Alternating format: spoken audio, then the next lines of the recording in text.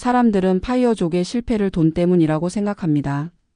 하지만 실제 사례들을 깊게 들여다보면 이야기는 전혀 다른 곳에서 시작됩니다. 파이어족을 흔드는 결정적 출발점. 그건 돈이 아니라 삶의 구조가 사라지는 순간입니다. 오늘은 파이어족들이 실제로 겪는 재정적 붕괴, 심리적 불안, 관계의 단절이 어떻게 모두 이 한 지점에서 출발하는지 깊이 있게 풀어보겠습니다. 먼저 사례 하나를 소개하겠습니다. 42세에 파이어를 선언한 한 남성은 10억이 넘는 자산을 갖고 있었습니다. 지출 통제도 철저했고 투자 실력도 평균 이상이었습니다. 하지만 은퇴 1년 만에 그는 다시 구직 사이트를 뒤졌습니다. 그가 말했습니다. 돈이 부족해서가 아니라 매일 아침 이유 없이 불안감이 밀려왔습니다. 그 불안의 원인은 단순했습니다. 일상이 사라졌기 때문입니다. 출근, 회의, 점심, 퇴근. 이 단조로운 구조가 사실은 그의 멘탈을 붙들던 중심축이었습니다. 두 번째 사례입니다. 50대 초반에 은퇴한 한 여성은 은퇴 후 6개월 동안 충동 구매가 폭증했습니다. 한 달 200만 원이던 지출이 380만 원으로 늘었습니다.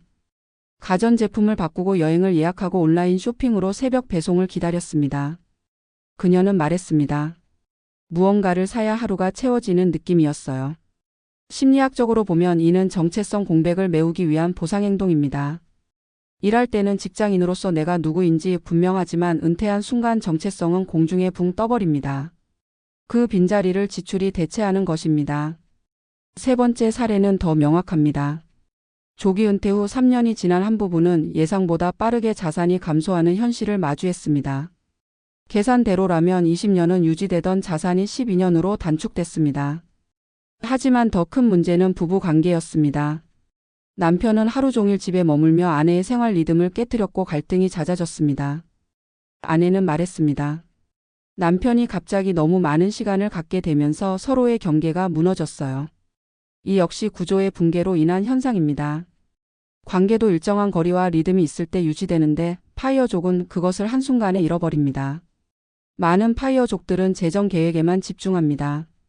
4% 룰, 연금 수령 시기, 배당 포트폴리오, 생활비 최적화. 이런 요소들이 은퇴의 핵심이라고 믿습니다. 하지만 수백 명의 파이어족 사례를 분석해보면 공통점이 있습니다. 실패는 돈이 아니라 시간에서 시작됩니다. 시간의 사용 방식을 설계하지 못한 사람들이 가장 먼저 흔들립니다. 왜일까요? 사람의 정신은 비어있는 시간을 견디도록 설계되어 있지 않습니다.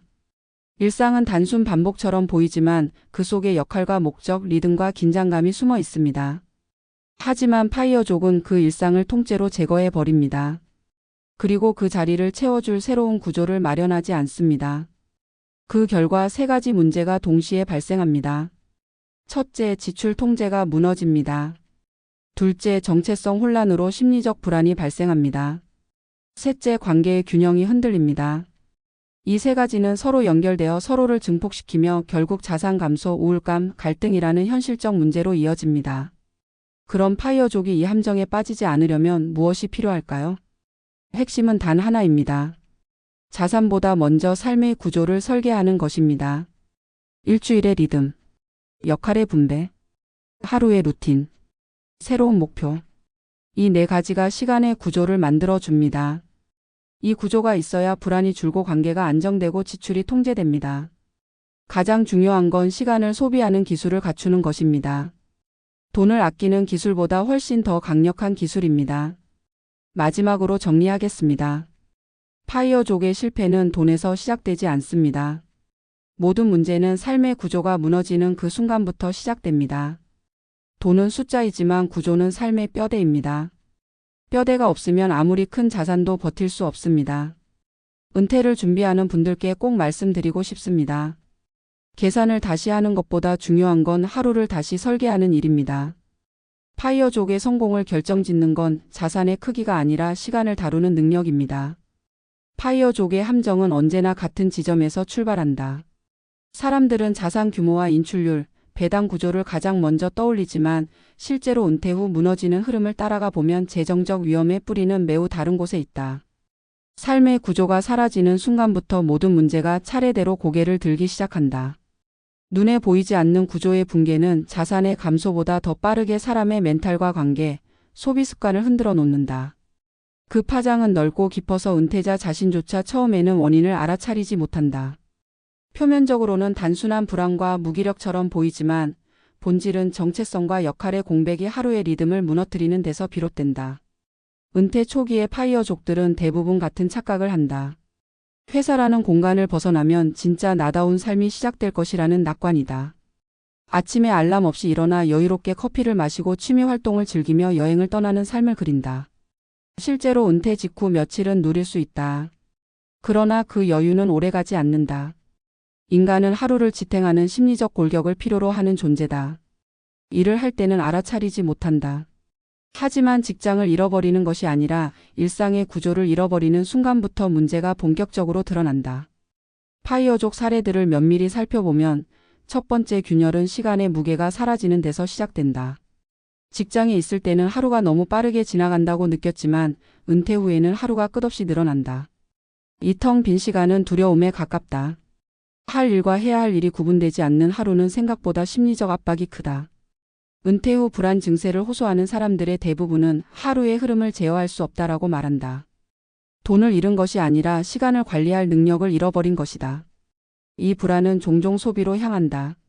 무언가를 사면 기분이 나아지는 것이 아니라 최소한 하루를 채웠다는 느낌을 준다. 그 소비는 감정적 공백을 메우기 위한 도구가 되고 결국 인출률 계산은 의미를 잃는다. 심리적 소비는 재정 계산표에 반영되지 않기 때문이다. 관계의 균열 역시 같은 원리에서 작동한다. 조기 은퇴를 한 남성은 하루 대부분을 집에서 보내며 배우자의 리듬을 침범하기 시작했다. 배우자는 말할 수 없이 답답한 감정을 느꼈고 남성은 이유를 이해하지 못했다. 두 사람 사이의 갈등은 결국 서로에게 문제가 있는 것이 아니라 서로가 지켜온 생활 구조가 무너졌기 때문에 발생한 것이다. 관계는 일정한 거리와 개인의 역할이 유지될 때 안정된다. 하지만 은퇴 후 갑작스러운 시간의 확장은 서로의 경계를 흐리고 작은 갈등을 크게 만든다. 사랑이나 성격과 무관하게 구조가 기울어지면 관계 역시 흔들린다. 많은 파이어족이 예상하지 못한 부분이다. 대부분의 사람들은 재정만 안정되면 관계는 자연스럽게 평온해질 것이라 믿는다. 하지만 정작 관계를 지탱하는 것은 돈이 아니라 각자의 심리적 공간과 정확한 역할의 균형이다. 심리적 혼란의 근원도 같다. 직장 생활은 때로는 스트레스의 연속이지만 인간에게 나는 어떤 사람인가라는 정체성을 꾸준히 제공한다. 회의를 주도하고 동료들과 소통하고 결과물을 만드는 과정은 힘들어도 존재감을 느끼게 한다. 그러나 은퇴하는 순간 그 역할이 통째로 사라진다. 그리고 이 공백이 바로 파이어족을 가장 크게 흔드는 지점이다. 자신이 무엇을 위해 일어나는지, 무엇을 위해 하루를 설계해야 하는지 분명한 답을 찾지 못하면 마음은 빠르게 흔들린다.